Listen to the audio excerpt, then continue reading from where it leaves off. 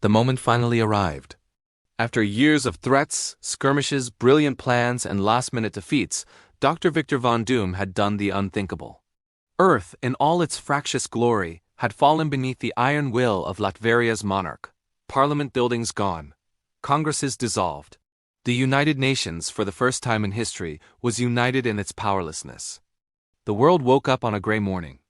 Drones bearing the sigil of doom swarmed the skies.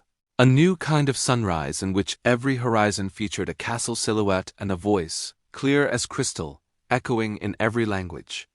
From this day forward, Doom declared, there will be order. The adjustment was not gentle. Universal time zones were enforced by decree. Every clock ticked to Latverian standard. National flags were struck down, replaced with the green and gold of Doom's emblem. Borders no longer existed. Passports were revoked. Doom stood, arms crossed behind his back, on a balcony somewhere in Eastern Europe, promising an end to hunger, poverty, and chaos. People waited for the heroes. But the heroes had lost. It wasn't from lack of trying.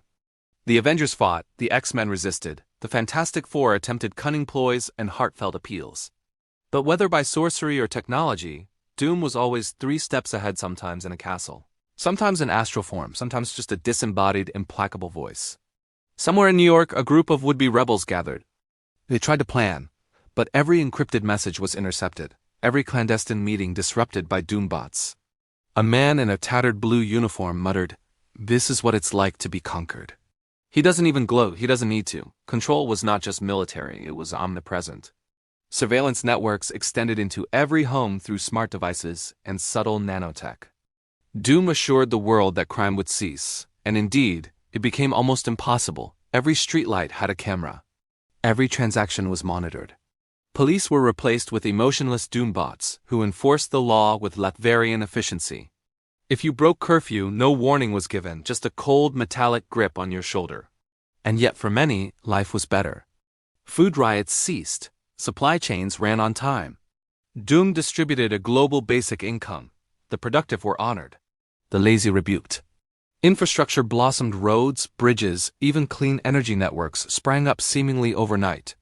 In Latveria, the Doom statue now overlooked a horizon of prosperity, its face gleaming in the autocrat's own image.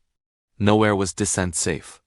Journalists who criticized the regime found themselves on forced health sabbaticals in distant dome cities, where the internet was a library of nothing but Dr. Doom's treatises. Every school, from Helsinki to Johannesburg, replaced history textbooks. Students learned about Isaac Newton, Albert Einstein, and Victor von Doom, 3 great names, with only one still alive. Scientists found their best ideas greeted not with peer review, but a polite, personal message from Doom himself. Your work is promising. I will improve it. They knew better than to refuse. Of course, the supervillains didn't fare much better. Some tried to rebel. Magneto vanished, his helmet displayed like a trophy in Central Park. The Red Skull was found weeping somewhere on a livestream. His former lieutenants now grading their loyalty on D. The Kingpin became Minister of Commerce. His criminal enterprise repurposed for global efficiency. Nobody smiled, but nobody starved. The climate crisis was next. Doom, making good on his promise, constructed a global array of weather satellites. Tornadoes? A thing of the past.